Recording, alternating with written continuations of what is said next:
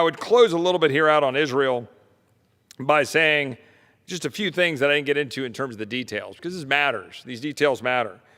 I said before, in the last 8 days, Hamas has launched more than 3,300 rockets at our friends in Israel. Think about that.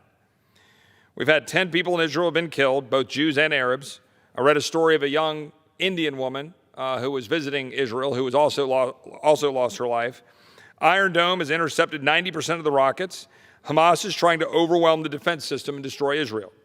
70% of Israeli civilians have run into a bomb shelter this week. Parents and children are being woken up in the middle of the night by sirens alerting them that they have 90 seconds to get inside a bomb shelter. We had Esther Schlesinger huddled within their one-year-old son in a bomb shelter on Tuesday. And when speaking about the event, Esther said, "I didn't have time to grab anything.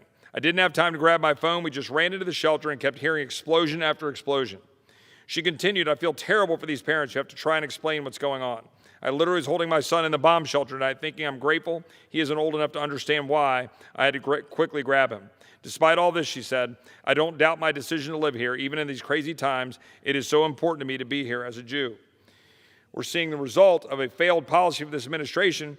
When you think about it, President Trump called Prime Minister Netanyahu 2 days after his inauguration. The current president took over a month to call the Prime Minister of Israel, arguably our closest ally in the world, certainly our closest ally in the Middle East. When asked, President Biden's secretary couldn't even say whether Israel remains a, quote, important ally of the United States. The Biden administration has emboldened Iran, the #1 state sponsor of terrorism, dedicated to the destruction of Israel and the United States, by restarting negotiations on the failed 2015 Iran nuclear deal. They rewarded the PA by restoring millions of dollars in funding to the West Bank and Gaza, undermined Israel and international organizations by restoring $150 million in funding to the UNRWA and rejoining the Israel-hating United Nations Human Rights Council without much-needed reforms.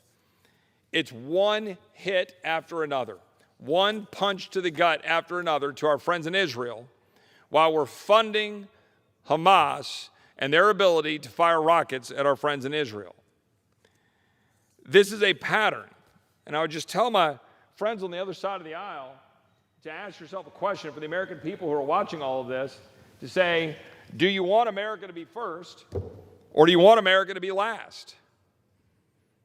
Because the current administration, the current policies of this body, the current policies of the Senate are taking us down a road which we had long since left behind in the days of the Carter era, in the late 1970s, when you had long lines at the gas pump, skyrocketing gas prices, inability to get jobs, stagflation, inflationary pressures. Most people today don't really remember. I remember when my parents got their mortgage rate down from 14%, 12%, 10%. Man, when they got to single digits, today those rates have been hovering around 3%. People don't understand what they're facing. And they're going to see it soon as they're seeing these prices skyrocket. And they can't afford houses, and they can't afford gas, and they can't afford basic commodities and goods and services, and they can't hire people, and their small businesses are going out of business because of the policies of this administration. America first.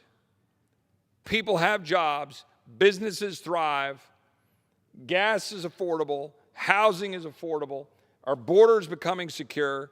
A border, by the way, that still allowed people to legally migrate to our country, but to do so in a much safer way without empowering cartels to be able to move human beings for profit, put them into the sex trafficking trade, the human trafficking trade, make millions of dollars in the process.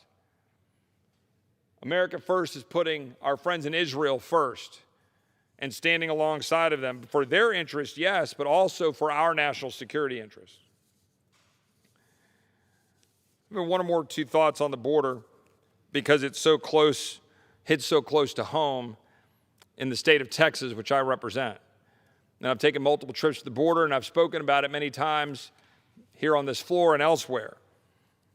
But it's not just some esoteric concept that doesn't impact our whole country, but it certainly impacts Texas very directly. I said we had 178,000 migrants apprehended in April. We're now over 600,000 for the calendar year, 300,000 that have been released and or gotaways that have gotten into our country. Those are real numbers. They come from, they're published numbers. Some of them are the got-away numbers, or numbers you get when you talk to people that know what's going on, who work in the DHS or work down at the border. April CBP numbers show more fentanyl seized in the first 5 months of 2021 than in all of 2020. Fentanyl is a dangerous narcotic. Do we not care? I mean, a legitimate question. My colleagues on the other side of the aisle, they literally not care. I've never once heard one of my colleagues on the other side of the aisle address this issue. Not once. I put something out on social media the other day telling the vice president that I'd be happy to meet her anywhere, anytime to debate the issue of border security. She's allegedly in charge of it. Well, Madam Vice President, I'm here on the floor of the United States House of Representatives. Article 1 in the Constitution. You're now serving in Article 2 as the vice president, with a foot over in the Article 1 Senate as president. I'm happy to debate anytime, anywhere, the status of the border of the United States and how it is endangering American citizens, endangering ranchers, endangering Border Patrol, endangering law enforcement officers, endangering Texans, allowing fentanyl and dangerous narcotics to flow into our communities, empowering the sex trafficking trade and the human trafficking trade, empowering cartels to be able to carry out their heinous activities. They just uncovered a burial pit just across the river across the Rio Grande, where these dangerous cartels bury people that they murder. Stories of people being locked into bars, chained doors, and the building lit on fire. People being hung from bridges. People being burned alive. This is all happening literally across the Rio Grande. And we're empowering it. We're empowering it with an America Last agenda, where cartels are empowered, our borders are run by cartels, human beings are mistreated in the name of compassion. The American people are tired of all of the swamp drama. That's all we get here, swamp drama, every single day. We have more conversations about splitting us up by race. We have more conversations about January 6th commissions. We have more conversations about masks or not masks. Meanwhile, the American people are hurting. The American people can't hire people. The American people are dealing with wide open borders. The American people can't afford goods and services. The American people can't have their kids in schools without worrying about what's happening to their kids. All of the videos we're now seeing pop up with children testifying at school board hearings saying, I've been spending a year wearing a mask, and I've been being yelled at, and I'm being beat up because I'm being told, I got to wear a mask and shut my ability to see people. I want to see people's faces. What are we doing to our children? We're decimating a generation of Americans. The American people are tired of this. We've spent $6 trillion in the last year. You can't really make it up. What are we doing? I mean, with all due respect to the Speaker Pelosi, and the Majority Leader, and my colleagues on the other side of the aisle, what are we doing? We're destroying the American economy. We are killing small businesses. We are destroying our own dollar, our own economy. We're driving up the prices of goods and services. We're preventing people from being able to hire people. We're scaring the heck out of our children. We're allowing our schools to shut them down and not teach them. We're siding with our enemies in Iran instead of our friends in Israel. We're allowing wide open borders to endanger our people with fentanyl. We're empowering cartels. How on earth is the People's House allowing this to happen to the United States of America? The American people have had it. The American people want sanity. They don't want us talking about tweets and talking about all the drama in this town and what positions people have or don't have. They just want us to lead. They just want us to come into this body and not be here like I am right now by myself, with all due respect to the Madam Speaker, but by myself addressing an empty chamber. But this is what debate has been reduced to, and I've talked about that before, but I'll keep talking about it. This is what debate has been reduced to. I chastised the majority leader earlier today because we were talking about a bill that was labeled a hate crimes prevention bill that came over from the Senate, and the majority leader said, well, you're either, if you're for this bill, you're against hate. If you're against this bill, you're for hate. And that's how that's going to be seen. And I told the majority leader, I said, that's the problem. I mean, do you really believe that's true? That if I have a different view about how divvying us up by race is a bad idea and how categorizing us in categories of race and then creating thought crimes and having the government going around and policing our thoughts and go tracking us down based on what we say or do, as opposed to, hey, you committed a crime. But if I vote against the bill, oh, I'm for hate. That's what we've reduced this body to. And again, so, okay, I get it. These are political slogans to my left and right? There's a purpose to this.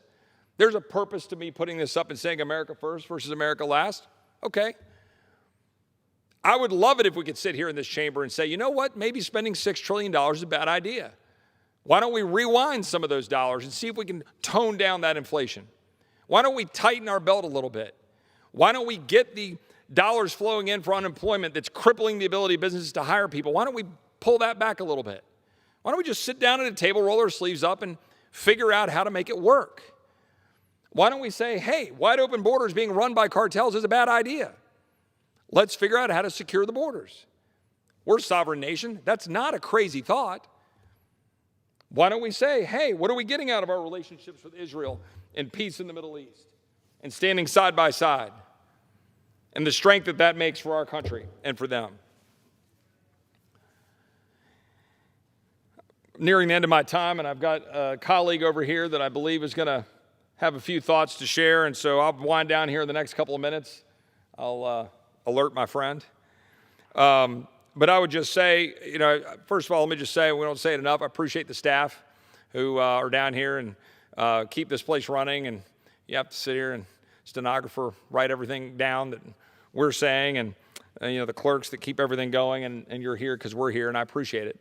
As a former staffer myself, we very much appreciate you all being here. It is an honor to serve in this body, but it is an honor because of what we need to achieve, not what we're doing. It is an honor to serve in the House of Representatives because of where this country can go, where it needs to go on behalf of its citizenry, not because of what we're doing today. Because what we're doing today is undermining the health of this republic. And I'll just close by saying that one of the things that I've been talking to my constituents about when I go home is asking the very simple questions: are we free? Are we actually free? Are we free if we have $30 trillion of debt and we're undermining our economy? Are we free if people can't hire people in their small businesses in order to survive? Are we free if we have open borders that are being run by cartels? Are we free if we're not standing with our allies, but instead we're standing with some of our enemies? Are we free if China controls much of our supply chains? Are we free if the unborn never get a shot at life? Are we free if our children are being taught that America is evil in the schools? I would argue that we are not as free as we ought to be, that we're not as free as we need to be, and that we're not as free as is necessary to ensure that our kids and grandkids can inherit this great birthright of being an American citizen. I believe we should put America first. I do not believe that we should have America in last place. With that, I yield back. Gentleman,